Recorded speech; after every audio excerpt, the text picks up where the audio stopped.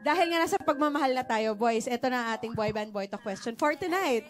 Do you think once you love someone, you will always love them? Or do you think love can fade away with time? Okay. Depends. Is it an always I will love you forever once I've loved you? Or will it fade in time? Maging realistic tayo. Magiging fade. Wait lang.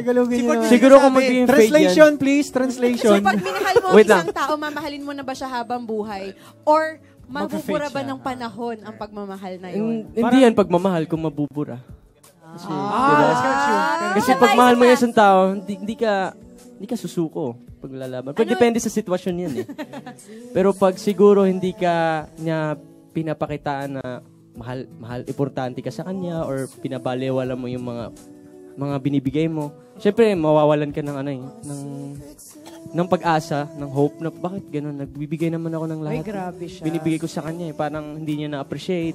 Hanggang sa ma-realize mo, ay, mali pala yung minahal ko na tao. Kailangan kong... So, pwedeng mabura ng panahon, depende sa sitwasyon. Depende sa sitwasyon. Pero pwede. Pero how about pwede. you, Joao? Do you think you will always love the person once you've loved them? Well, based on my experience... Based on my experience. Ako mag-relate on my experience. Once you love someone, yeah, you love them forever, pero not the same way as you first really fell in love with them. Because with me naman, with my first girlfriend, I lost feelings for her. Yeah, I was still young, so I was really in love with her in the beginning, and then after a couple of months, my feelings faded away. It wasn't the same love as it was in the beginning.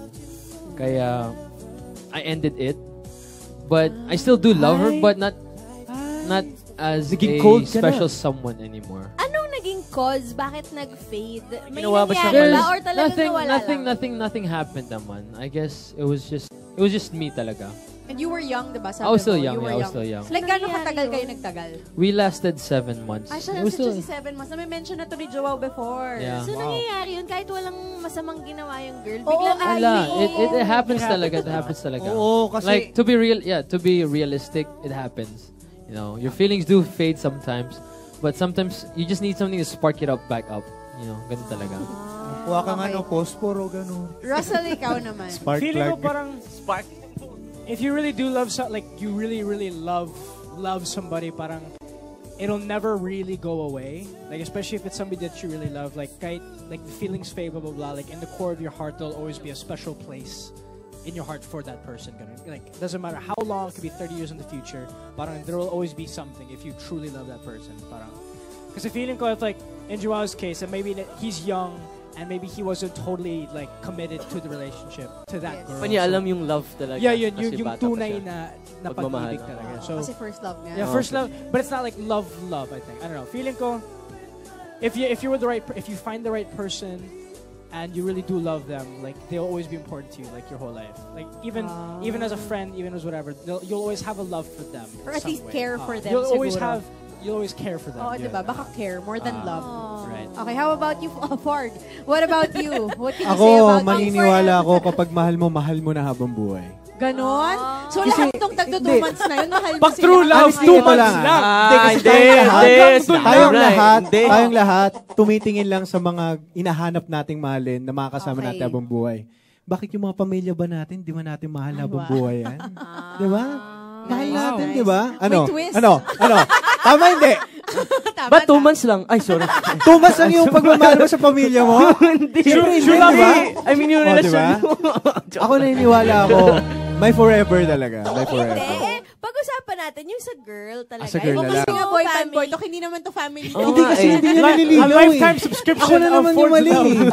Hindi naman to usapang family. Ay, nako. Pagkatapos yung free trial ng 2 months. Outside family. Magbabayad ka. Habang sige. Outside yung mga family, minahal sa mo tingin dati, tingin mo ba forever may pagmamahal talaga for them? Kahit 2 months lang kayo nagtagal. Ikaw talaga. Sige. Game. Hirap, no? Prepared na siya kanina doon sa answer niya. Okay na yung pamilya. Ang ganda na pang... Outside family, sige, sa tingin mo ba, may pag-ibig na nagla-last forever. Okay, i-base ko rin sa experience ko about dun sa 5 years na nakarelasyon ko dati. Oo nga pala. Hello, 5 years. Wow. Hindi rin 2 months, 5 years. Hello, 5 years. Oo. 5 years yun, ha? Ako naniniwala din ako, mahal na mahal ko siya dati. Oo. Sobrang mahal ko.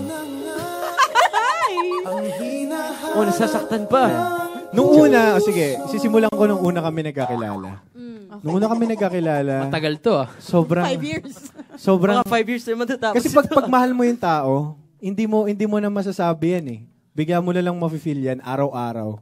Hahanapin mo siya, tatawagan mo siya, ite-text mo siya, tatanong mo kung kumain na siya, anong ginagawa niya, kung may problema ba siya. Ganon, di ba, pag mahal mo? Oo. Yes. Then, dumating kasi sa point na marami kami naging problema. Nagkaroon ng selosan, nagsiselos ako dito, nagsiselos siya dito. So, minsan, yung mga friend namin na kabilang sa relasyon namin, nadadamay na. Okay. So, umuunti yung namin.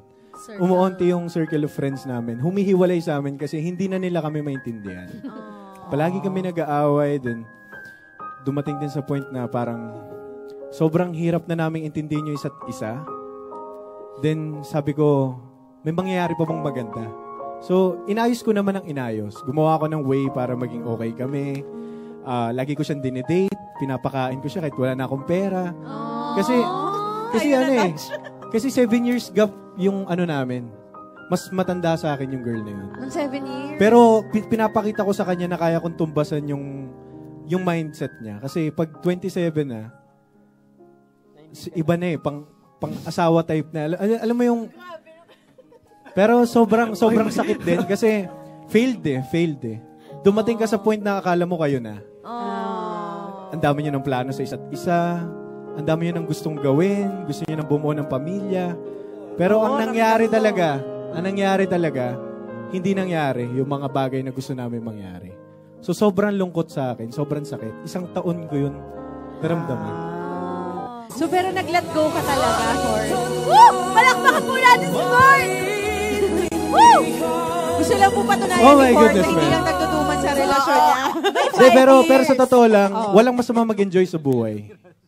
Basta, wag ka lang mananakit ng puso ng tao. Kung nakasakit ka man ng puso ng damdamin, kung nakasakit ka man ng damdamin ng tao, wait lang. Give me more minutes, man. Give me more minutes. This is my feelings. 1 minute daw. Ayun. Kapag nakasakit ka ng damdamin ng tao, walang masamang mag-sorry. Kung magsusorry ka, humble nga. Gaya nga ng sabi ni Coach Mix. Dati nung nagkaroon kami ng sige, huwag na natin. Nung nag-sorry ako, natutuwa ako sa kanya kasi sabi niya, pag nag-sorry ka, humble ka talaga. So it means, umiiwas ka sa gulo kasi inaayos mo yung sitwasyon eh. Hi, Superfans! Subscribe to Boyband PH YouTube channel and click the bell button for more updates.